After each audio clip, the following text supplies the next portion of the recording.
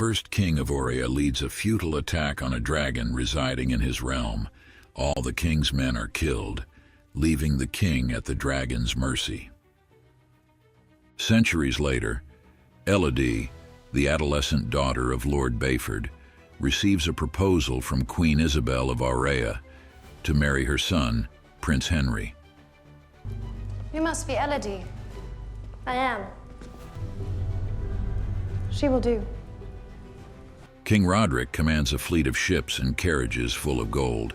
On her father's urging, Elodie agrees to the marriage to help their impoverished people. Lord Befriended says that their kingdom is far to the north and encounters harsh winters. He says that their stores are empty, and they will not make it to the next summer without help. Floria is Elodie's younger sister. Elodie travels to Aurea with Lord and Lady Befriended and Floria. Elodie is shown to be an expert in designing mazes. Upon arriving in Aurea, the Befriends are impressed with the wealth and opulence of the kingdom. At night, from her chambers, Elodie notices a fire burning at the top of a nearby mountain. Elodie and Henry initially both seem uninterested in each other, but begin to bond as they share a desire to travel. Lord Befriended confers with the Queen in private and is offered more gold than he could ever imagine. More gold than I can ever imagine. Yet Lady Befriended can see that something bothers him when he comes out of the meeting. Elodie's stepmother, Lady Befriended, fails to befriend Queen Isabel. Isabel insults Lady Befriended by saying that she is the daughter of a rope maker and not of royal blood. Your father was a rope maker, was he not? And here you are, you've climbed so high. Still, one mustn't forget one's station. Isabel is clear that this marriage is a transaction, as her family needs a bride and Befriended need money. Isabel does not even remember Elodie's name and calls her Eloise. Lady Befriended futilely implores Elodie to end the engagement. After the wedding the next day, Elodie and Henry take part in an ancient ritual in the mountains, supposedly to celebrate their union. Isabel says that when their ancestors first settled on this land, they found the dragon who ravaged their villages. The dragon was the last of its kind, but savage. The king attacked the dragon in its lair and was defeated.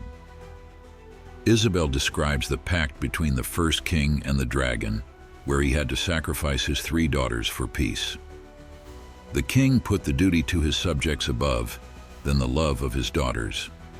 This sacrifice is commemorated every generation. Following a ceremony where their hands are cut and held together, Henry carries Elodie across the narrow path over the dragon's lair, then throws her into the chasm. Recovering from the fall, Elodie realizes that she is the actual sacrifice. Her cries wake the dragon. Elodie finds many other pieces of jewelry that didn't belong to her at the bottom of the chasm, indicating that she is certainly not the first one there. As the dragon talks to Elodie, she realizes that the dragon believes she is from the royal Aurean family, as her blood scent has been masked by Henry's blood in the ceremony. Elodie escapes the dragon after it burns her leg and discovers an illuminated cave filled with glowing slugs, which she collects as a light source. Elodie reaches a chamber with the note, "Safe here she cannot reach." The names of past victims, Beatrice, Victoria, Artemis, Genevieve, Fatima, Carlotta, and many more, and a map carved into the wall. While Elodie is asleep, the slugs heal the burn on her leg. Elodie follows the map, but it leads to a dead end at a high vertical drop on the mountainside. Elodie is distraught that there is no escape from the dragon's lair. She discovers the remains of dead dragon hatchlings, providing the reason for the royal sacrifices. Elodie surmises that 3 dragon hatchlings were killed by the first king, and hence the dragon was provoked into attacking them. The first king begged for mercy and promised to pay any price. The dragon demanded a royal sacrifice of 3 daughters from their bloodline in each generation to maintain the peace. A rescue party led by Lord Befriended arrives. Lord Befriended is confronted by the dragon and admits that he traded the life of his daughter for gold and the prosperity of his people. But he could not live with the guilt. The dragon kills them, but the distraction allows Elodie to escape the mountain. She takes one of the rescue party's horses and hides under a rock as the dragon burns the surrounding area in an unsuccessful pursuit. The conflagration alerts Isabel that Elodie's sacrifice has failed, forcing her to kidnap Elodie's younger sister Floria as a replacement.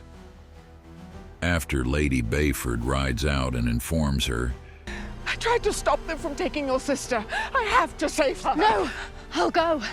I can find her. Elodie returns to the mountain to rescue Floria, who is left alive as bait. Elodie creates a diversion for the dragon to reach Floria. Telling her sister to hide, she confronts the dragon and tries to convince her that they were deceived by the Orions. The Orions claim that the king only attacked the dragon to defend his people, but the dragon says that he came unprovoked. Elodie says that by joining their cut hands at the wedding, the blood of the brides and the Orion royals mingled, making the dragon think of the princesses as Orion royalty. The dragon refuses to believe Elodie and then attacks her, but Elodie tricks her into burning herself by spewing fire in front of a rock that deflects the fire back onto the dragon. With the dragon at her mercy, Elodie tells her that she has been killing innocent daughters for centuries, just like the first king did.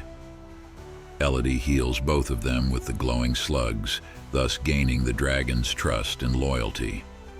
Elodie then interrupts another wedding at the palace. After Elodie and Floria, this would be the third princess to be offered to the dragon in this generation, exposing the Orion's treachery. Elodie advises the new bride and her family to flee. Take your family and run. I will offer you all one last chance to do the same. And the dragon burns the palace with all the Orion royals and nobles inside. Days later, Elodie, Floria, and Lady Befriended sail home, loaded with supplies and accompanied by the dragon.